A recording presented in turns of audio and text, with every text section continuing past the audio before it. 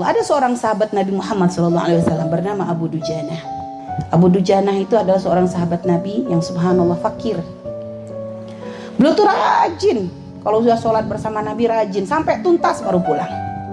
Tapi berapa hari dilihat oleh Nabi, dia tuh pulang sebelum waktunya Nabi berdoa. Padahal sahabat tuh kan doa Nabi kan dinanti dong. Doa Nabi kan kabul semua.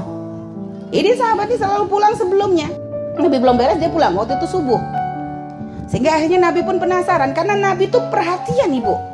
Nabi tuh padahal segitu banyaknya sahabat, tapi Nabi tuh memang karena Nabi tuh benar-benar jadikan sebagai rahmat lil alamin.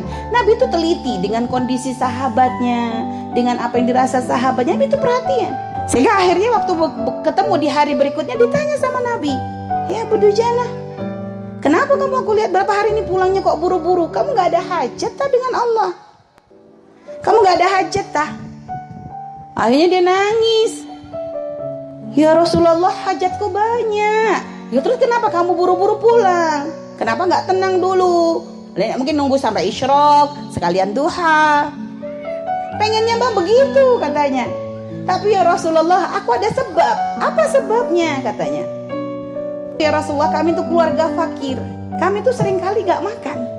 Dan saya tuh punya anak-anak kecil yang mereka pun sering kelaparan. Waktu itu Abu Dujanah tuh mengatakan, pagi hari ketika aku pulang dari masjid ya Rasulullah, aku melihat anakku itu mengambil buah kurma yang jatuh, yang pohon kurmanya itu adalah milik tetanggaku. Jadi tetangganya tuh punya pohon kurma tuh lebat banget. Kalau pagi namanya buah tuh jatuhan di bawah kan gitu ya. Pagi itu kan buah tuh kan berjatuhan. Aku lihat waktu itu anakku kok ngambil buah-buah yang jatuh di bawah karena anak kecil lapar. Ya, jadi dia langsung main dimasukin aja ke mulutnya. Dan aku begitu melihat anakku mengambil kurma tersebut ya Rasulullah, aku kejar, aku lari, aku ambil anakku, lalu aku ambil buah yang ada di mulutnya tadi, aku muntahkan, aku keluarkan ya Rasulullah. Dan aku katakan kepada anakku, nak, jangan sampai kamu mempermalukan abahmu nanti di akhirat dengan memasukkan sesuatu yang gak halal ke perutmu. Lihat, seorang bapak kayaknya kalau kita melihat mengeluarkan sampai anak dimuntahin begitu kok kayaknya kejam. Tapi ternyata apa? Oh, ini benar-benar bapak yang cinta anak. Nah, jangan sampai kamu mempermalukan bapak di akhirat dengan sesuatu yang gak halal di perutmu. Nabi bu dengar kisah dari Abu Dujanah gitu, nangis Nabi Muhammad SAW. Nabi merasakan sakitnya, sedihnya. Seorang bapak ngelihat anaknya kelaparan, dia gak bisa berbuat apa-apa. Sudah begitu anaknya kok ngambil sesuatu yang haram, terpaksa harus dimuntahkan. Padahal mungkin efeknya anak akan menangis, anak lapar. Setelah itu ya Rasulullah, aku ambil itu buah yang jatuh semuanya, aku berikan semuanya kepada tetanggaku. Dan aku minta maaf atas apa yang sudah sempat dimakan oleh anakku.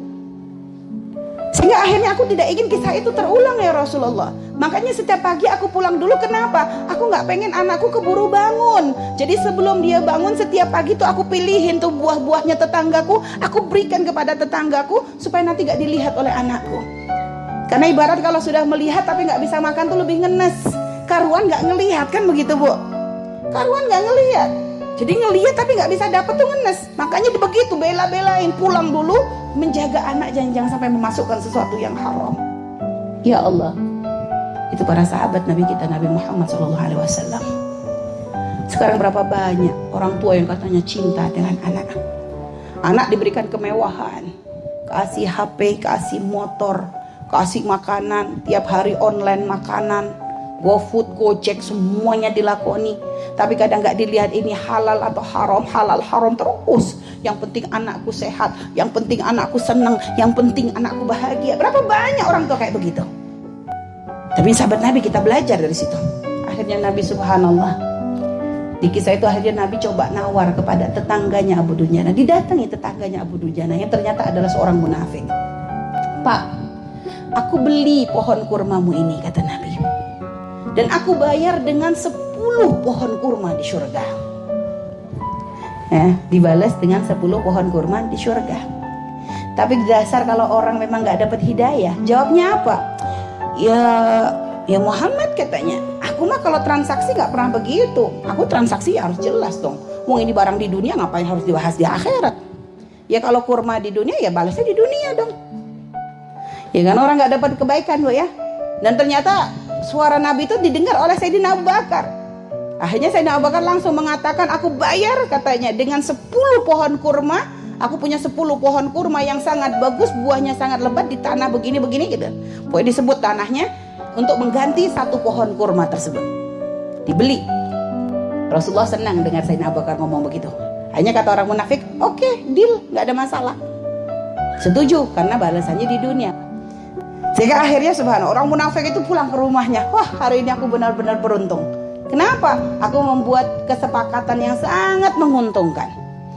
Pohon kurma kita ditawar oleh Muhammad dan sahabatnya dengan 10 pohon kurma. Aku berikan, tapi kan pohon kurmanya masih di tanah kita. Kan nanti gampang aja, aku tiap pagi akan tak ambilin tuh buahnya tuh, biar nanti dia nggak dapat apa-apa katanya yang membeli itu. Masih mau diberikan ke Abu Dujana oleh Nabi Muhammad.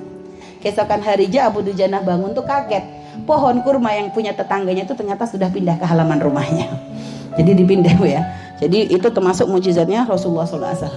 Jadi memang punya tetangga niat jelek begitu akhirnya dirubah sama Allah. Lihat ini lihat. Yang memang masalah mujizat Nabi mah kita nggak usah kaget. Tapi pelajaran yang paling penting yang bisa kita ambil dari kisah ini bagaimana agar benar-benar kita tuh menjaga dari sesuatu yang haram. Karena keharaman itu tidak akan membawa kebaikan, akan membawa mudarat.